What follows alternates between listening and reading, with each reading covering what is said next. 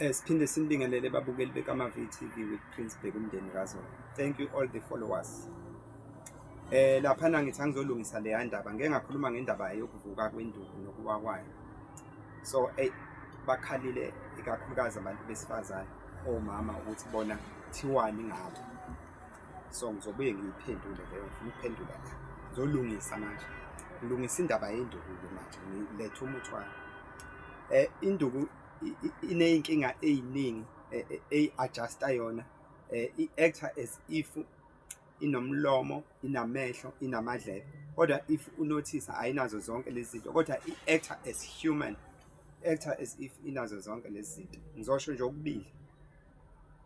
Yabona into emisa induku endodeni ukuthi noma iphela kodwa ibuyivuka uthando. Singaya noma ikuphi sichathe sidla amaphilisi azoyivusa ke ngoba vese amaphilisi awanayo lento yaka spiritual, azoyivusa whether udangele noma udangele. Kodwa nje uma nqoba uthando. Yabona umuntu osephelelwe uthando ngeke asizakale ngalutho endabeni yenduku. Induku inalento yothando, inokuzwa spiritual, inokubona spiritual, inokudla physical and spiritual. Induku inalento yothando.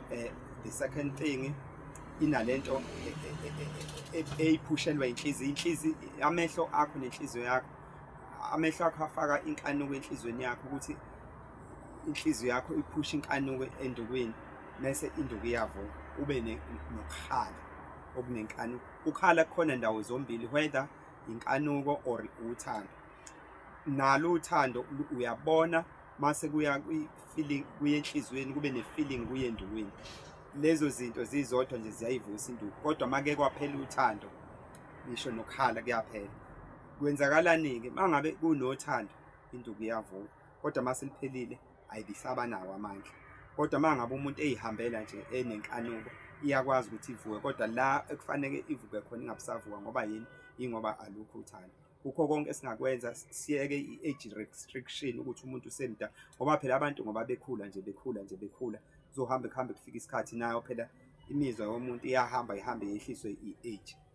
Uyayiluza umuntu imizwa anayo ngenxa ye-age, ngoba akufani okumfana omncane nobaba osekhulile o more than 50. Induku ihamba ngeminyaka nje 30 kuya from 18 kuya ku-60, ngeke kuze kufane. So nje kodwa ekufanele siqikelele kukho kunakho konke uthando, ngoba ngisho nakumuntu omama make kwaphela uthando nemizwa yakhe ayisasebenzi. Ngizobuye ngichaze le yani ukuthi omama kufanele kwenziwe njani esimeni sokuhlushwa imizwa ukuthi iyehle. Singakhuluma senze konke, sichathe, sihamba ama-therapy kodwa nje ekufanele iqinise, kufanele silazi ukuphakama kwenduku nokwehla kwayo kulele kakhulu othandweni nenkanuko. Kodwa nje kuhamba unumber 1 uthando, inkanuko ize ngemuva. Esikhalweni salabantu abathi angibuye ngingaphosti kuthatha isikhathi eside, bengixolele bakithi ngisuke ngibhizi ngokunye. Unfortunately angisebenzi kwa-TikTok noma kwa-social media. Ngisuke ngiphosta nje ngaleso sikhathi engithola ithuba ngaso. Hayi kabi, mali ikhona ithuba ngizophosta. Siyabonga. Uma ufuna ama-video amaningi, don't hesitate to go our YouTube. We've got a YouTube channel lapho sinama-video amade khona. Thank you. Kyaleboha, bayadala.